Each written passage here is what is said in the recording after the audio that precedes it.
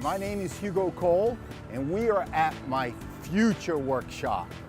And so you can see around me here, we have really a bona fide construction site. And I think that gentleman in the blue shirt over there is Jack, who we're going to meet. And Jack Broadus used to run this thing while it was still an ice house before it became the new project that it's going to be shortly. We saw demand in the marketplace for ice because there was more, beer was starting to become more popular.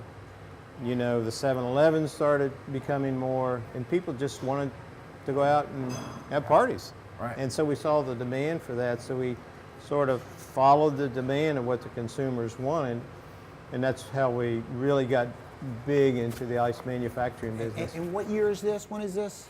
60s. In the 60s, 70s, and this is 80s. when the portable cooler comes on the scene. Right. People are putting their drinks and their sandwiches in there, covering it with ice, and yeah. And Right, recreating. but what was the problem was they couldn't go to all this. They couldn't get what they wanted, so we had to take it to them in a way that they could pick it up.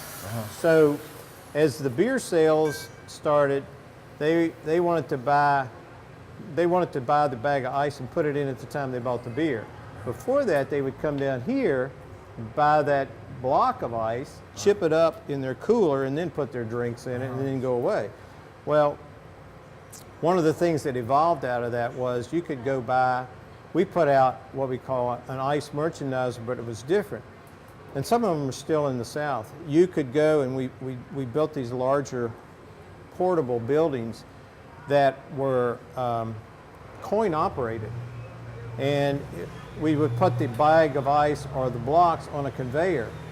And then you would put your 50 cents or quarter in, whatever it costs, and you would hit it, and the ice would come and it would fall down just like a Coke machine or something like that. When it was an Oka Coke. Yeah. So the problem was when the demand got so hot, so tough, we couldn't keep the machine full. Yeah, couldn't keep the machine full. So we had to figure a better way because demand started really growing. Wow. So then we listened to the consumer and we started a whole different type of distribution.